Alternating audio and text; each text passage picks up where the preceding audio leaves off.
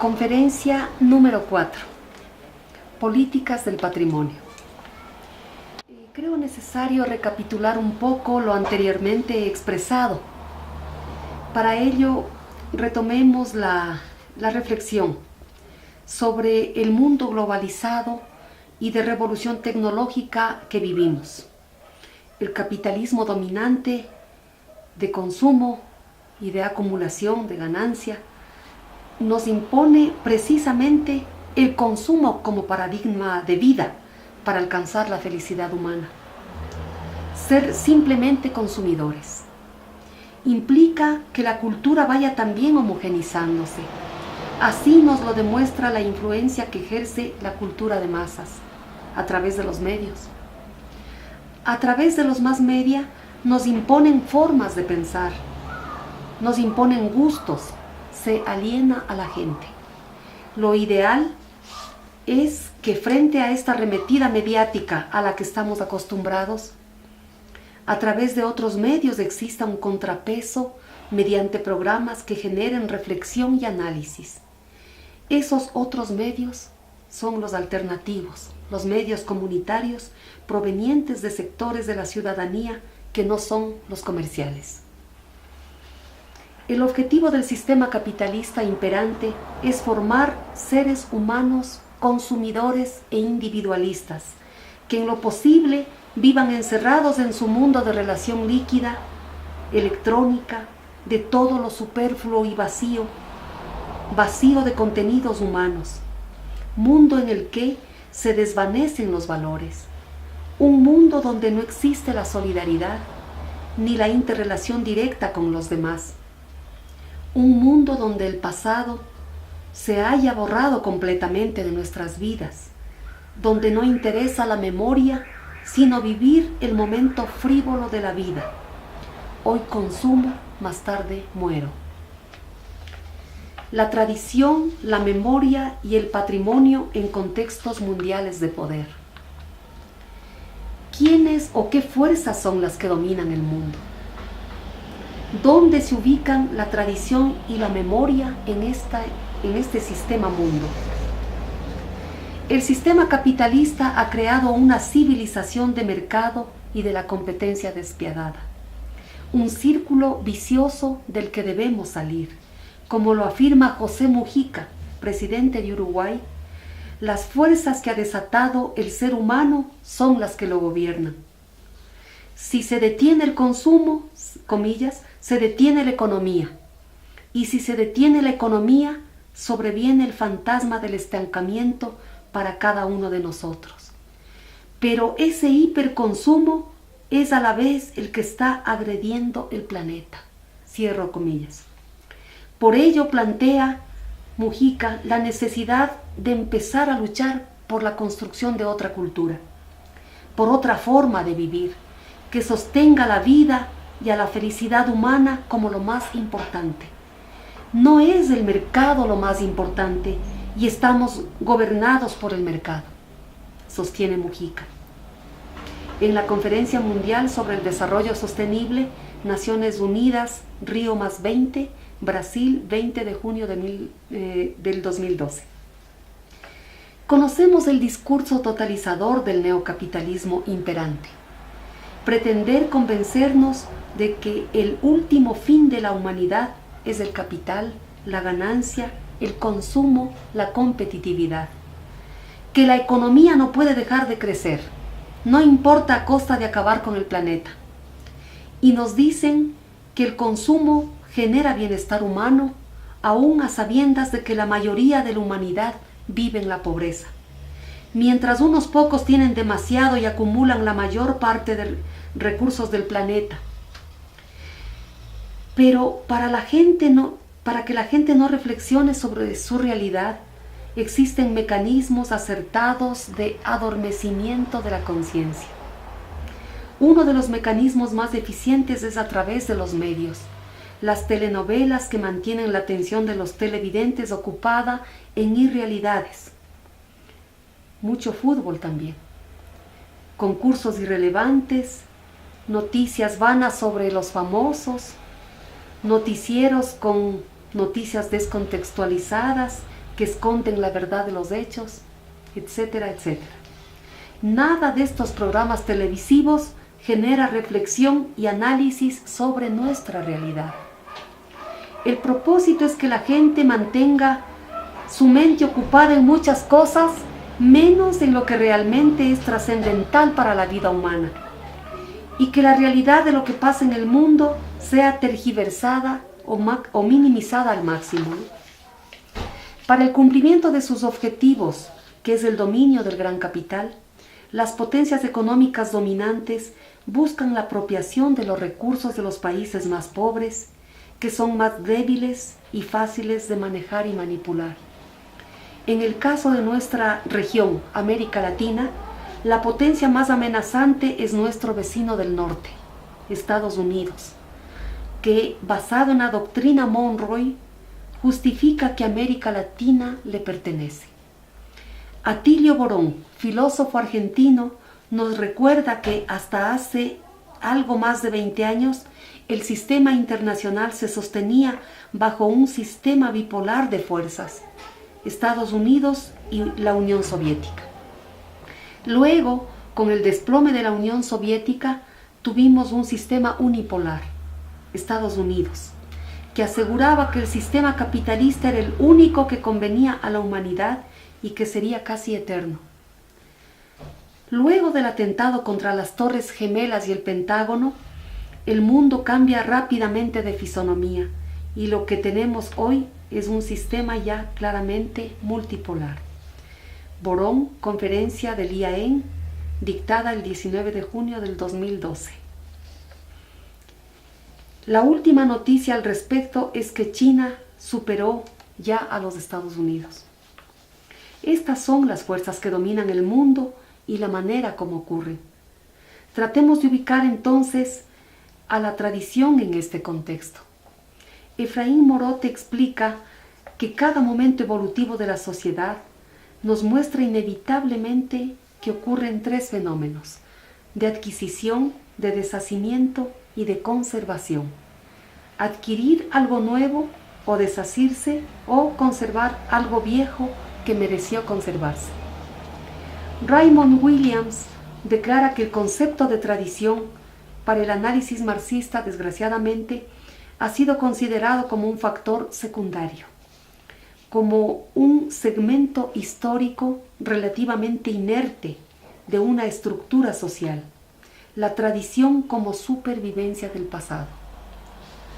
Williams responde a este análisis marxista afirmando que en la práctica la tradición es mucho más que un segmento histórico inerte. En realidad, es el medio de incorporación práctico más poderoso, nos dice. Lo verdaderamente importante, afirma este autor, es comprender que la tradición es un acto selectivo, como ya hemos comentado también con el análisis aportado por otros autores. Que una cultura determinada realiza, un acto selectivo, ¿no? La tradición, que una cultura determinada realiza sobre la acentuación o rechazo de significados y prácticas de un pasado y de un presente. En la práctica, lo que ofrece la tradición es un sentido de predispuesta continuidad.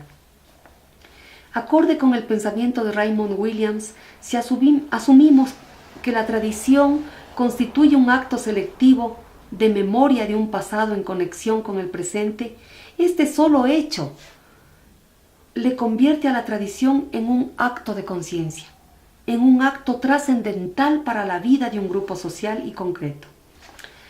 Este grupo, que construye su identidad con base en un sentido de continuidad de significados culturales, de hecho significados cambiantes, pero es este grupo el que decide su continuidad mediante procesos sociales de selección y no impuesto desde las fuerzas hegemónicas del mundo o del mercado, como sí ocurre con los productos culturales de consumo masivo.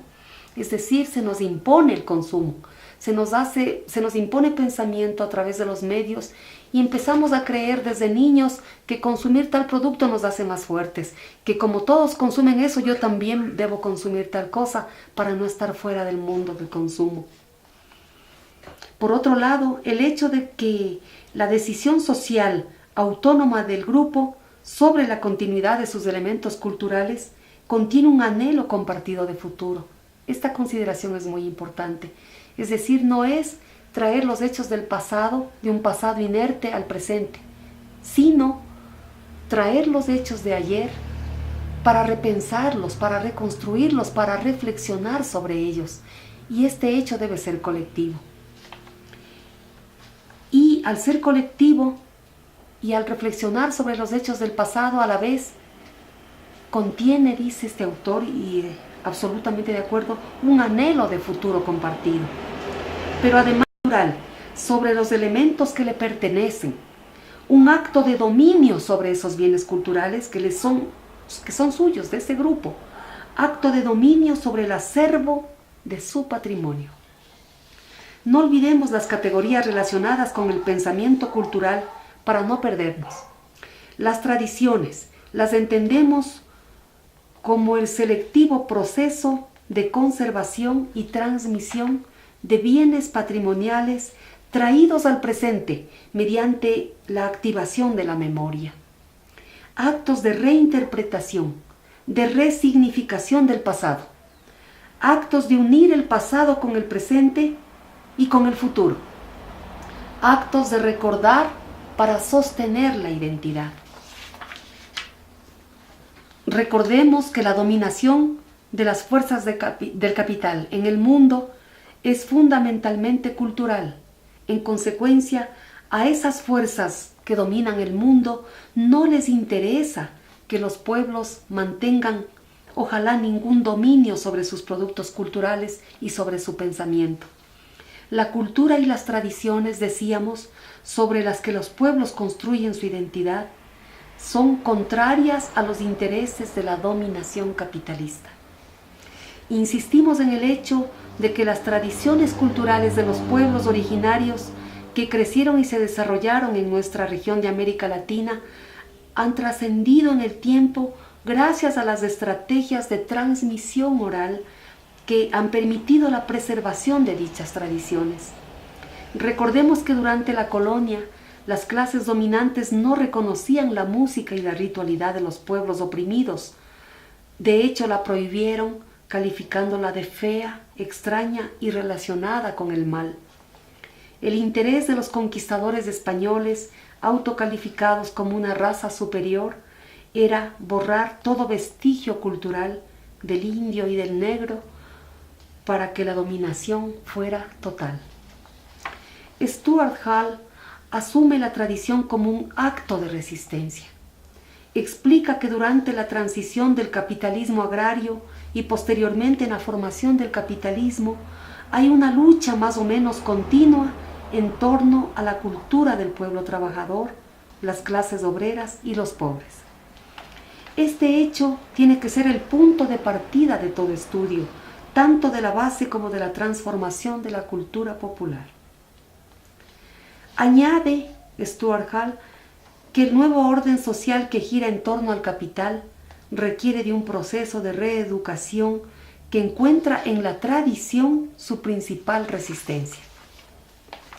Hoy por hoy se considera que para existir cada persona necesita dar testimonio de su vida, expresar su capacidad creativa y preservar los trazos de su historia.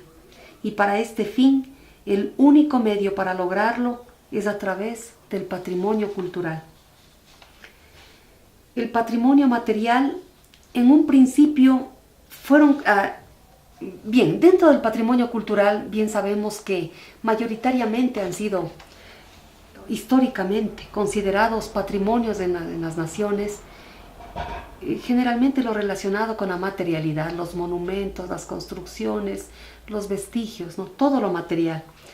En un principio, estos fueron considerados patrimonio cultural, ¿no? Todo lo que tuviera también un valor arqueológico, estético, científico, etnológico.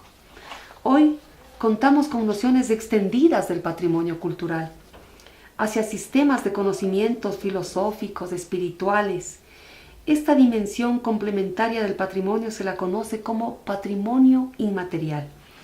Y este avanzar en la definición de los patrimonios ha sido, creo que lo más evolucionado, lo más importante que ha ocurrido, ¿no? Considerar también el patrimonio inmaterial, que por ejemplo, en la ley de patrimonio del Ecuador, que es obsoleta, creada en el año 1979 y que refiere a que la anterior ley de patrimonio artístico, como se denominaba, venía de 1945, a la que tenemos hoy vigente, que es la de 1979. Miren, esto refleja el estado de abandono, de despreocupación que tenía el patrimonio para el Estado.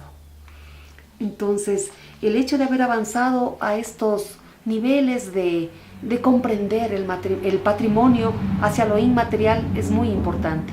Y realmente viene, claro, con aportes de la antropología, por supuesto, como disciplina muy importante en este aspecto, y también a la preocupación de organismos internacionales como la UNESCO. Es muy importante reconocerlo.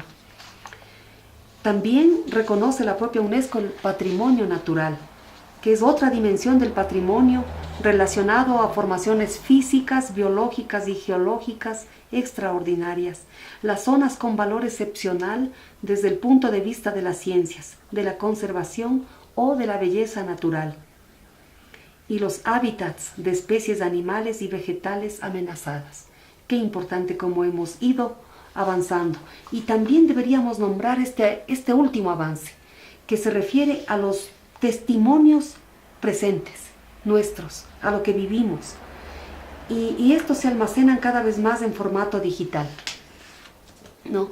Entonces, ¿por qué considerar patrimonio lo que estamos construyendo en el presente? Porque lo que construimos ahora será el patrimonio de mañana, por supuesto. Por supuesto, entonces, miren cómo ha ido avanzando la dimensión de comprender el patrimonio. Lo ideal del patrimonio, como unos tips nomás, para ya ir concluyendo. El patrimonio vincula a la gente con su historia. Encarna el valor simbólico de identidades culturales y es la clave para entender a los otros pueblos. Contribuye a un interrumpido diálogo entre civilizaciones y culturas. Es vehículo de construcción y mantención de la paz entre naciones. El patrimonio debe ser una experiencia compartida que ofrezca a cada ser humano la oportunidad del descubrimiento propio, quizá como otra persona en ese caudal de conocimiento que no es propio. El patrimonio es el valor más importante por ser la capacidad de representar simbólicamente una identidad. Esto implica que es infinitamente diverso, ¿no es cierto? Cambiante. Pero la diversidad del patrimonio debe tener el propósito de unir a los pueblos del mundo a través del diálogo en vez de separarlos. Sumada a esta influencia de contexto general, el autor Manuel Espinosa Apolo, nos dice que, como ejemplo en nuestra realidad quiteña, hoy por hoy, en los barrios tradicionales, inclusive en las parroquias rurales de Quito, existe un déficit de identificación. Posiblemente este ejemplo de Quito que pone este autor, Manuel Espinosa Apolo, puede ser aplicado también a diversas ciudades latinoamericanas, ¿no? Que hay un déficit de identificación con el sector circundante por parte de una gran mayoría de residentes migrantes, por ejemplo, nuevos vecinos que conforman los barrios tradicionales o las nuevas centralidades, pues no pertenecen al lugar de residencia y, lo más grave, no se integran. Urbanizaciones, conjuntos cerrados, etc., ¿no? Esta circunstancia obstruye procesos de arraigo y de sentido de pertenencia. Con él, un camino de desapropiación de las tradiciones y del patrimonio cultural inmaterial, y con ello la ruptura del círculo maravilloso de transmisión de saberes de generación en generación.